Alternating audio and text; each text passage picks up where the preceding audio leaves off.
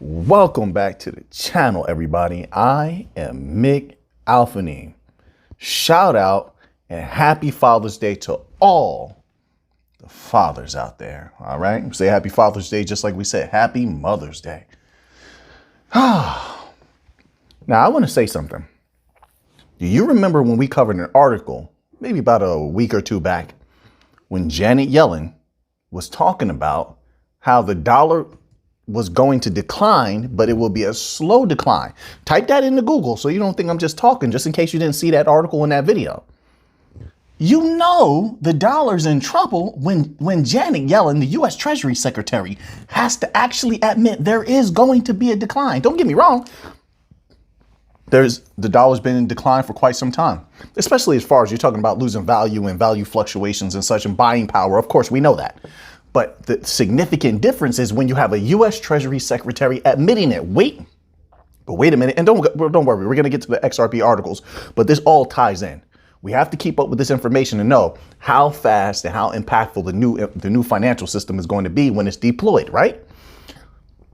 So Janet Yellen is forced to admit that the dollar will decline because of what BRICS nations is doing, what the rest of the world is doing, but she says it's going to be slow. Do we actually believe that? I don't believe it at all. So my thoughts are, okay, let me consider what's in the opposite direction. She's saying that it's going to be slow. Obviously, her thoughts are sort of like, it comes from like a consortium of thought. There's a lot of advisors and researchers keying an individual like Yellen into what's really happening. Yellen is not staying up on things herself. Okay, no politician, no governing leader does. They all have advisors, right? So if I'm thinking about it in that way, and I pull in the opposite direction, I say to myself, wait a minute, they would not tell the people because they don't want to spark panic. They can't deny it outright, but they don't want to spark panic. And I'm not saying it's going to be, sorry about that. I'm tripping over my words. I'm not saying it's going to go to zero. I'm not saying that. But the dollar will be greatly diminished. I've said that many times, but I think it's going to be a more rapid decline than what they're saying. That's all. That's what I'm trying to put out there. It's going to be a more rapid decline than what they're saying. Why do you think they're all scrambling for gold? There's a reason why they're all accumulating gold at record amounts in record time. Never before. Look at the historical charts. Why? There's a reason why. Something's going on. Something's cooking, folks. They know the banks are in big, big, big trouble. Oh, that sounds funny. That sounds real childish. Big, big, big trouble. I know. But it's true. They're in trouble. They keep talking about it because they can't get around that. They're about to get shaken up and crushed. Keep your eye on it. We'll see if I'm correct. Maybe I'm wrong, but I don't think I am. There's an article we're going to get to at the end of the video. And I think the individual in that article, you'll know what I'm talking about. We have the chapters. You can look down below and see where it's at. I think that individual is iterating and echoing a lot of what I'm talking about. You got to protect you can do what you want. But protecting one's value is going to be important in this next coming year or two. That's just personally what I feel. So now, and I don't trust, let me tell you something. I don't trust anyone playing with my money. I trust me with my money. Get what I'm saying? Not your keys, not your crypto. I apply that to everything. You have to be careful. Trust anybody with your value, especially money makers, because they're going to want to make money no matter what. They're not going to try to key you in like, hey, the market's going to crash. Hey, the asset is going to go down. It's not in their best interest. It's in their best interest sometimes, and I'm just putting it out there. Sometimes it's in their best interest to lead you on to think that they can always make money for you when that's not realistic. So I'm very careful. I would be very careful. I trust me with my capital. I trust me protecting my value. Right? Not your keys, not your crypto.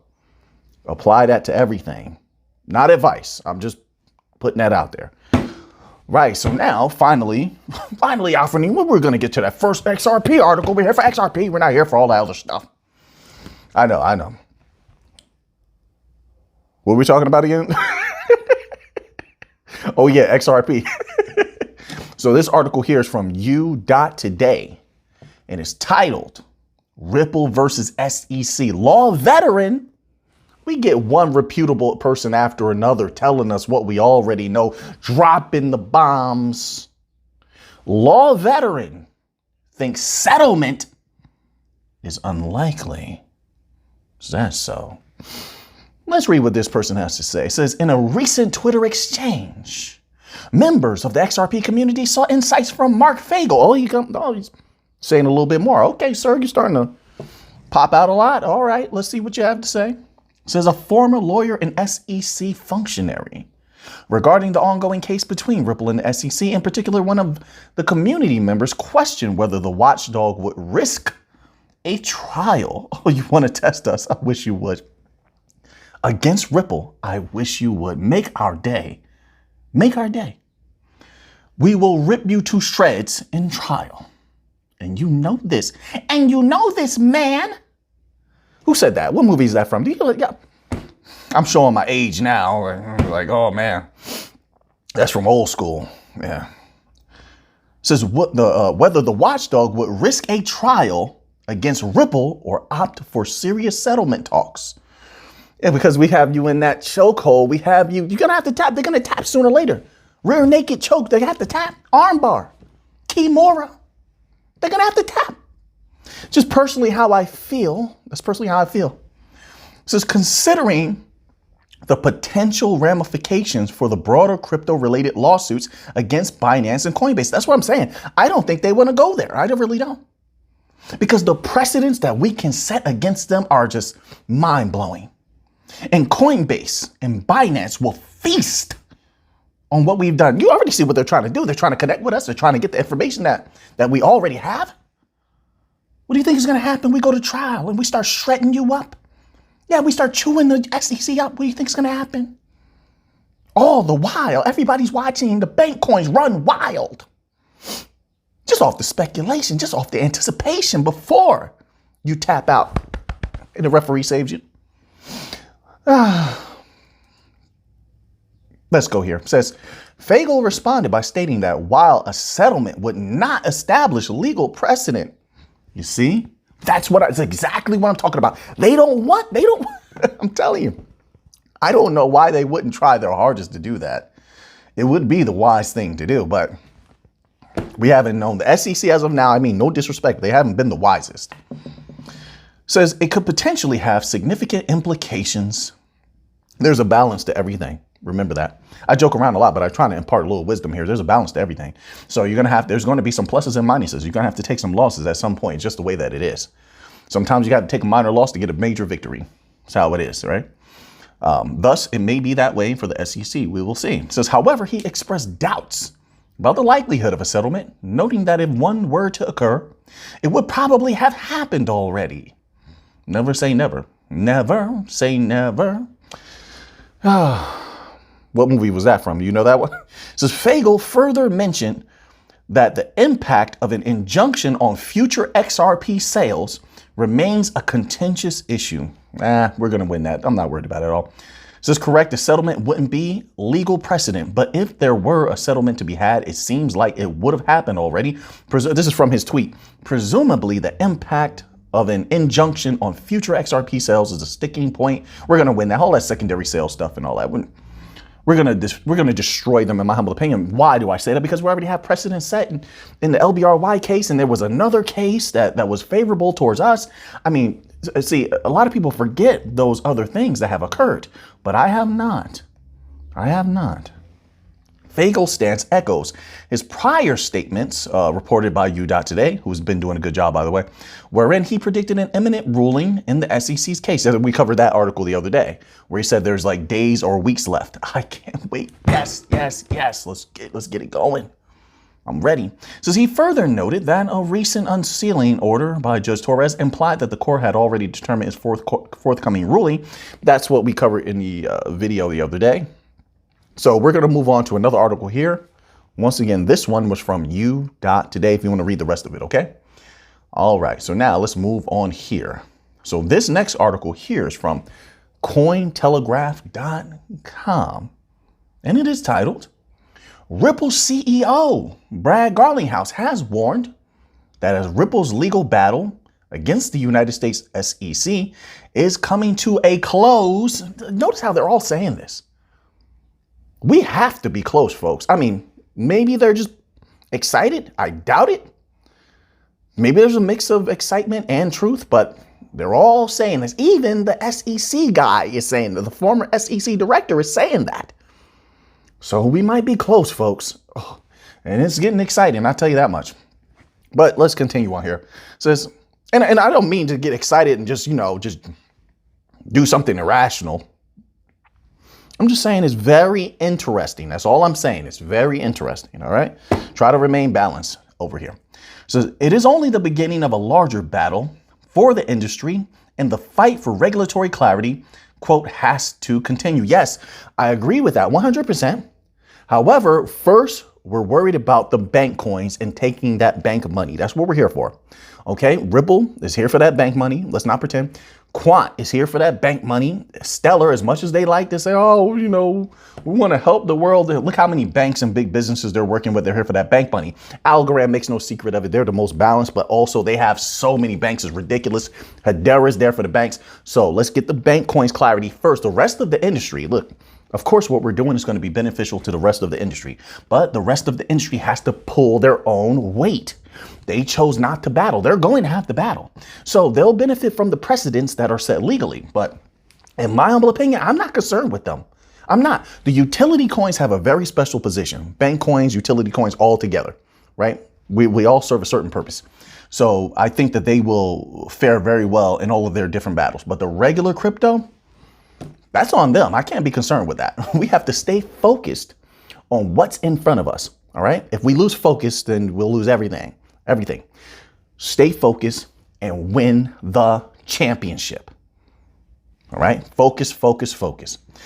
Gets you to the goal. So so I'm not really concerned about the rest of the industry and regulatory clarity for all of crypto, and for those reasons. It says, after the Hinman documents were unsealed on June 13th as part of the ongoing lawsuit between Ripple and the SEC, Garlinghouse, and if you disagree, I can respect that. I'm just putting my thoughts out there. I'm not trying to change your mind. Not at all. So Garlinghouse published a video on Twitter discussing the lawsuit's timeline and expressing his frustration with the agency. In June 17th video, in a June 17th video, I think they meant, Garlinghouse said the Hinman documents suggest that the SEC, quote, knowingly created confusion about the rules, and they used that confusion through enforcement. That's powerful words. And it leads to a lot of heavy implications about where things are going in the future. Now, and keep this in mind, Ripple has forged certain alliances. So it could be interesting implications for those alliances and where others may take these legal proceedings, their legal proceedings as well. But let's continue on. So here, in his remarks, Garlinghouse strongly criticized the SEC's actions, describing them as clear case of, quote, bad faith, plain and simple, more strong language. Definitely doesn't sound like somebody who was on the losing end. Not at all.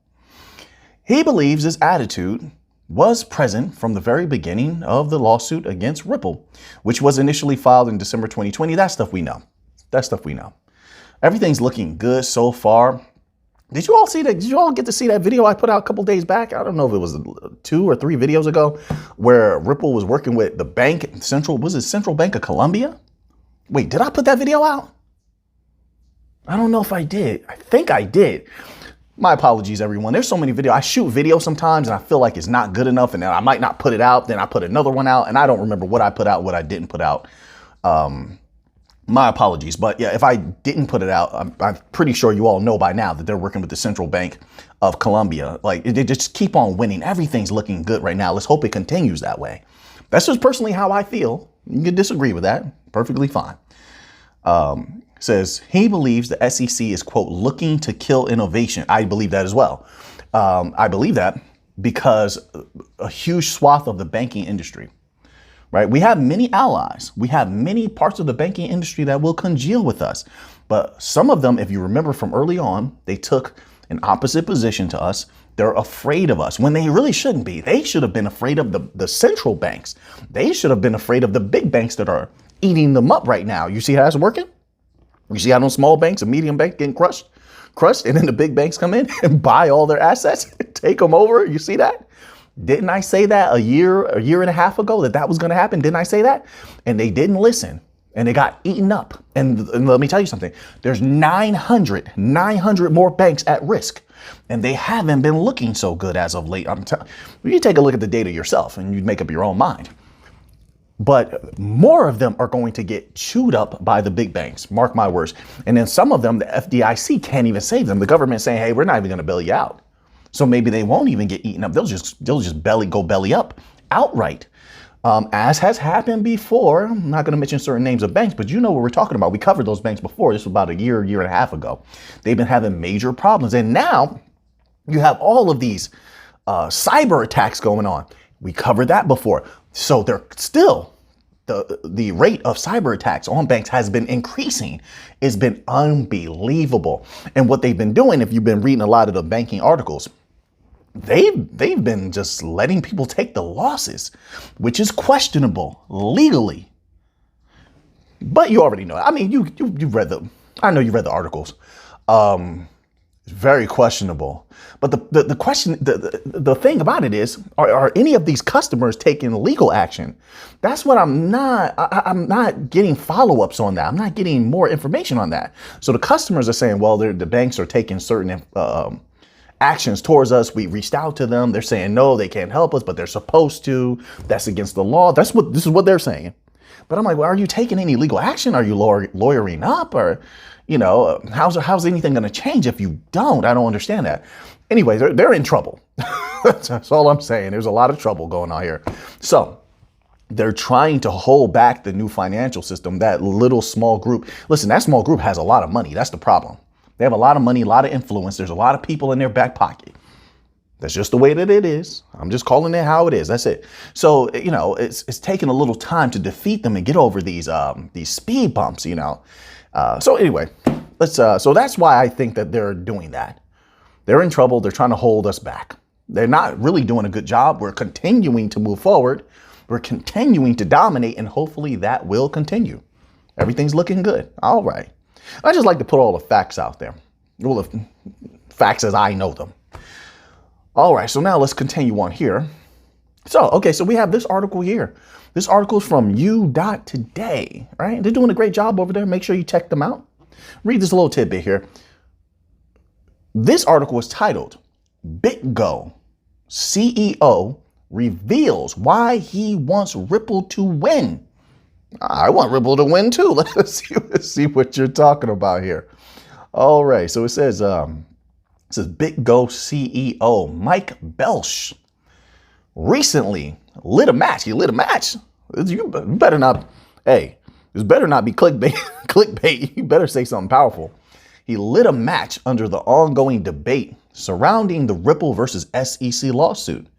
According to Belsch, a victory for Ripple in this legal tug of war could echo across the entire cryptocurrency landscape, creating positive changes in the regulatory environment.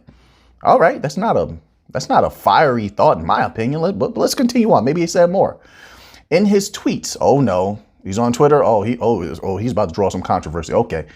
Belsch drew a comparison between, oh no, I see it. Okay. This is why. All right, you about to poke the hornet's nest. Belsch drew a comparison between the early days of Bitcoin. Oh man, they hate XRP. It's very interesting how that works. I have no problem with anybody making some money. Bitcoin crowd, make your money. Ethereum crowd, make your money. Bankcoin people make their money. And a lot of us are well diversified. It's all about the people winning. But some communities don't feel that way. So you talk about Bitcoin and you mention XRP, holy smoke, some people come for you with the pitchfork. I know about this. So it says here, the early days of Bitcoin and Ripple's current situation, claiming that Bitcoin, like XRP, could have been seen as centralized from 2009 to 2012. This notion stems from the idea that during its initial days, Bitcoin's development and decisions were mostly under the control of its early developers. And right there, yep, they're going to come for you, sir. I understand why they said lit a match now. Critics have often labeled XRP as being centralized due to a variety of factors, including Ripple Labs' significant holdings of the token. their influence over the currency's ledger. You know, this is not taking into account the phrase, the terminology, and the existence of being sufficiently decentralized. There are certain semantical particulars that you have to go by if you're going to go by technical language in a technological environment. It must be acknowledged. Same thing that the SEC is doing right now that's coming back to bite them. It's like you can't have a speech about sufficient decentralization and then not have that be defined, right? And then have other things fall within that categorization. Correct? All right. So this is a sharp contrast to Bitcoin, which has always touted its decentralization as one of its primary features. Yeah, it's questionable. No disrespect, but I mean, like, it's a millionaire and billionaire's coin, really. They control the price. They buy all the Bitcoin up, and if they do that, then it goes up, and if they sell, then it goes down, correct? Right? That's a heck of a lot of power. All right, and they all talk to each other. Make no mistake about it. If you're in certain circles and you've done enough business and stuff, you know how connected everybody is. At the top, listen, you know how, in every industry, it doesn't matter what industry it is. I have experience in quite a few. In the sports industry, everybody's connected, right? They all talk, their managers talk, the owners talk, all right? And they kind of get on in one accord, even though the public doesn't know that. Sports, entertainment, and I'm pretty sure in the stock market, hey, you take it how you want it. You can disagree. Hey, I'm just telling you from my experience, right? View has raised some eyebrows in the cryptocurrency community, given the stark contrast between Ripple's perceived centralized control and Bitcoin's prized decentralized ethos. Okay, I see where this is going. This is nothing significant. This is kind of an article, really just, if you find it interesting, you read it. But right now, what we're concentrating on is not comparison. It's not going to war with anyone. It's not hating on anyone, trying to drag anyone down. No. In fact, we want everyone to win.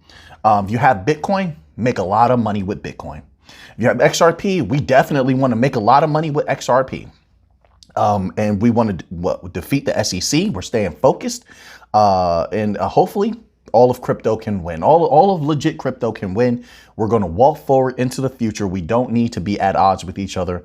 And that's all I'll say about that. All right, go get money, make money. Let's get to the money. All right.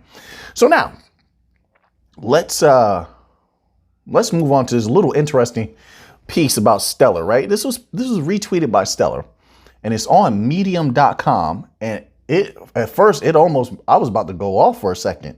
This is what it says. I was like, what is Stellar retweeting? What are they doing? It says this. It says, a stellar way to pay allowance. I'm like, well, what is this about? Then it says, meet the useful super dad coin.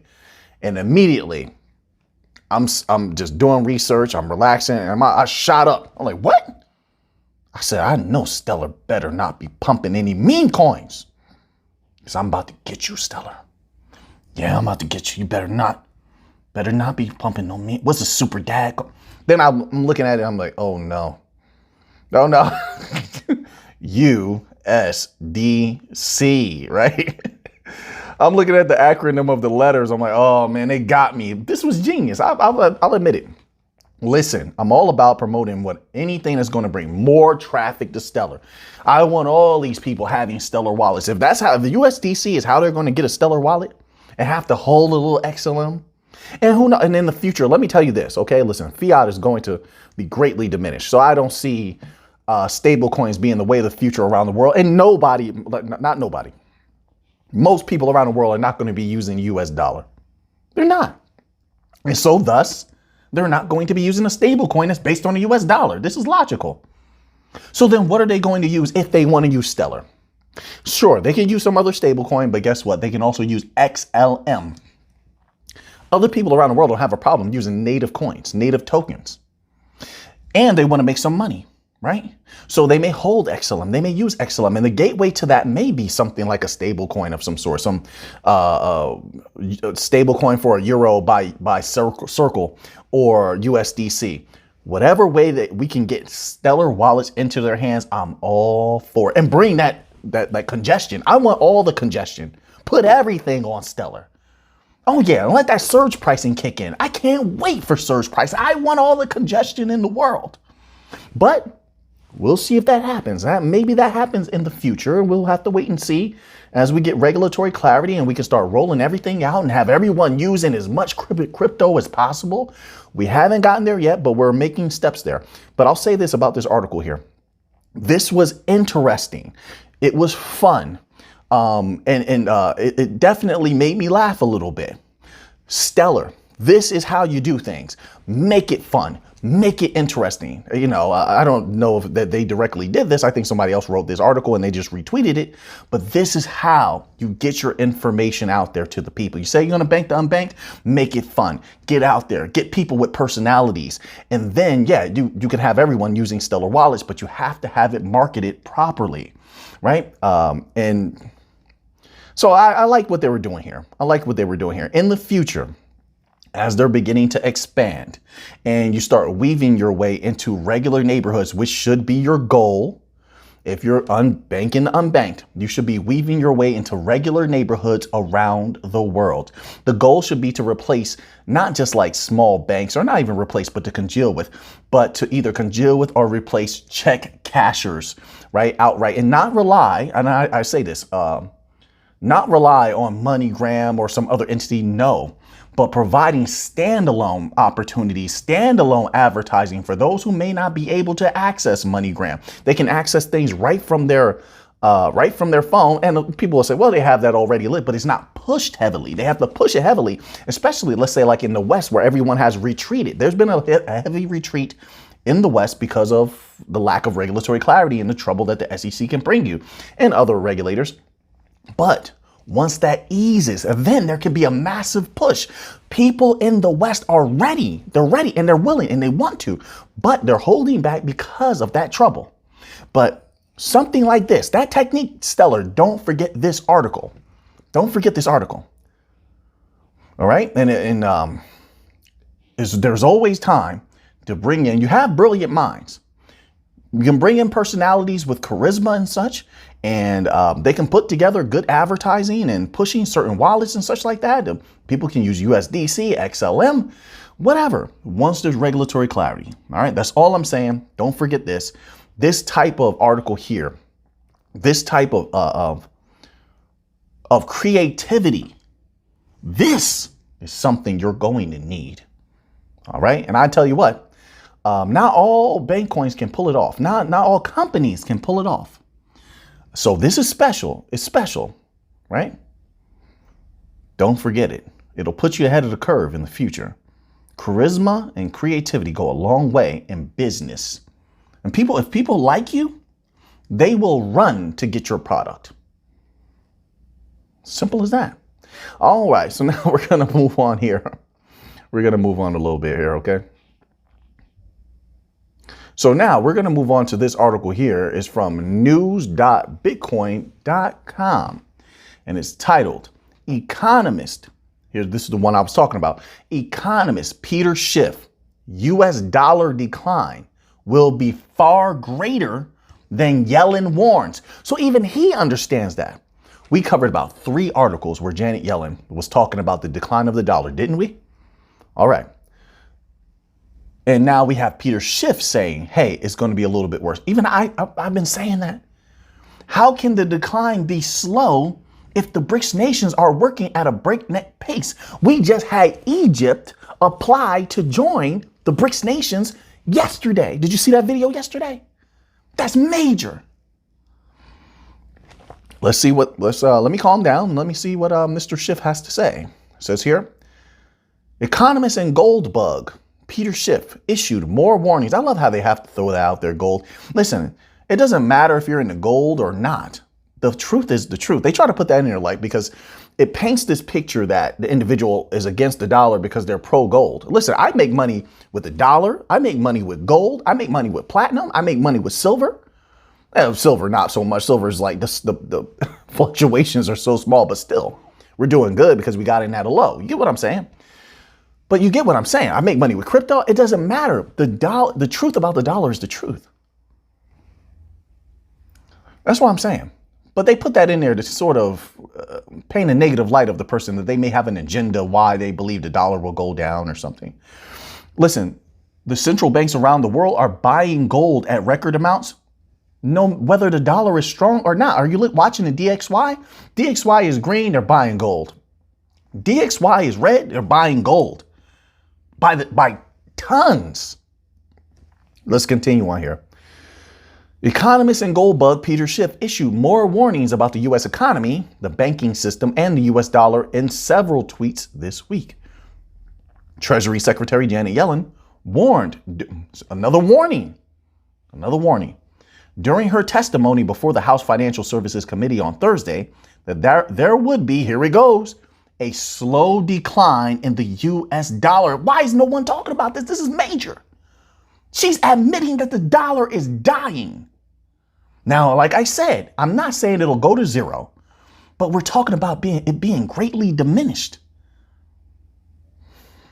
And what does slow decline mean? She didn't put numbers to it. They need and should be responsible enough to put numbers to it if they're going to admit to this so that the people can prepare, but they're not going to do that. Why? Because they don't want to spark panic. And also, those numbers will have to be adjustable because you have to watch how fast the BRICS nation are de-dollarizing everything. So it says here, slow decline in the U.S. dollar as the global reserve currency, which is impactful. It says, emphasizing concerns that sanctions imposed by the U.S. have motivated a number of countries to look for U.S. dollar alternatives. She cautioned that the decline in U.S. dollar dominance is, quote, something we have to accept, so it's inevitable. Commenting on Yellen's warning about the U.S. dollar dominance, Schiff tweeted Thursday, quote, Janet Yellen warned Americans to expect a decline in the dollar's share of central bank reserves. Yeah, the decline is already happening. And gold is increasing. Look that up for yourself, okay? You don't have to take my word for it. It says, but the decline will be far greater than she thinks. That's what I'm saying. I agree. As a result of both dollar depreciation and central bank selling. Thank you, sir. You put it in a way where I was thinking about it, but I just couldn't formulate the words. Yes. I mean, buying power is going down. Then you have dollar dumping going on, central bank selling. I mean, all of these things at the same time. So this portends a significant decline in our standard of living. Isn't that important for the people? I would think so. I'm taking precautionary measures at every turn. It says, quote, we have too much debt. We've been talking about the global debt and the U.S. debt for almost 2 years now. Maybe they'll listen to you, sir. It says, Schiff stressed in a follow-up tweet stating that, quote, our budget and trade deficits are much larger than any other nation. That we know. It says Fed Chair Powell is clearly worried about the evolving financial crisis. Schiff also commented on the Fed pausing its interest rate hikes at the latest Federal Open Market Committee FOMC meeting on Wednesday. Fed Chair Powell's rationale, quote, rationale for skipping a rate hike while admitting the risks to inflation are still to the upside. Wasn't I talking about that? I don't understand that. They should have just kept it going. If you're going to raise it again in a month or whenever that's going to be, just keep it going consistently. Then you can stop early, but you don't take a break in the middle. Like, I don't understand that. He said it doesn't make sense, unquote, Schiff opined, asserting, quote, Powell is clearly worried about the evolving financial crisis. Too late. You've done the damage already. There's no coming back. You can't repair commercial real estate. You can't repair the damage that you've done to these banks. The unrealized losses, eating away at the bonds over time, and then the volatility there. You can't undo it. Once you start raising rates again, it goes right back to what was before. I don't understand how they don't see that. I mean, maybe I'm wrong. You guys let me know out there. Am I seeing it? Do you see it differently than I do? Maybe there's some information you have. Hey, teach me. Let me know. We'll see how it goes. But right now, see what I'm talking about? It doesn't seem like they know what they're doing. I don't know. Well, and I mean no disrespect by that. All right. So Powell is clearly worried about the evolving financial crisis, but doesn't want to spook markets. That's what I thought. So he's done hiking, but doesn't want to admit it. Quote, don't believe the hype on the Fed's hawkish pause on rates. If the Fed really was hawkish, it wouldn't have skipped this rate hike. Well, I'll say this. They've been rather confused. 1 minute they sound dovish. It could be 2 weeks later they sound hawkish, right? So, I mean, going by that over the last, let's say, year, now I'll just take the last 75% of a year. There's no telling what they're going to do. No telling. It says here, there's a good chance that the Fed's next move on rates will be a cut, not because inflation is lower, but because the labor market finally cracks, he added. Powell said at a press conference Wednesday that while it will be, quote, it will be appropriate to cut rates at a time when inflation is coming down really significantly, we're talking about a couple years out, unquote. Schiff also predicted that there will be, quote, if this happens, people better get ready, quote, the biggest bank run in world history. Oh, Nelly, unquote, noting that, quote, it will make the small runs of the Great Depression look like a Sunday school picnic, unquote. Now, that's powerful. And I agree with him. Listen, I'll say this. Is it possible it doesn't happen? Yes. Is it highly possible that it does? It's highly possible because there's so many banks at risk. That's the problem. And then the people, see, I try to keep in mind the psychology of the people. They still have that panic in their heart from the last bank collapses. So if they start to see 1 or 2 go down, heck, 7 go down at the same time, remember, over 900 are at risk. This is what their data said. But if that occurs, they're going to panic like you wouldn't believe. So yes, it's definitely possible. All right, so now I have a lot more articles here. I'll probably put the other ones once again in the members only section. Just remember, if it doesn't pop up as some kind of notification or you don't see it on your homepage, just go to my members only section on my channel, and then you can see all the articles that I post right there, okay? All right, so we're going to end off here with a little bit of gold news. All right, so this is from amac.us, all right? And it's titled, Investors Favor Buying Gold Now. And it begins as such. We are noticing a huge surge in demand for gold bullion products, either bullion coins or common date $20 gold Liberty and St. Gaudens Double Eagle gold coins, even in circulated condition. Wow, okay. Many more investors than before, or at least since the Great Recession of 2008 and 09, through the dollar downgrade of 2011, are buying gold, and like it did then, will eventually push gold prices upwards. We are seeing evidence of this throughout America in several markets and in a recent Gallup poll. The Gallup poll showed that Americans' choice as one of their favorite investments for a long term is gold. I agree with that. Second only to real estate. All right. In the past year, gold leaped over stocks, rising from 15% to 26%, from third place to second place, and reaching its highest level in this annual poll since 2012. It's interesting to note that at least some of gold's gains came from people who previously favored real estate and stocks. Further proof that gold is an increasingly important asset. All right, we're going to leave off there. So now that you have that information, what are you going to do with it? I know what I'm going to do with it. So until next time, let's get to the money.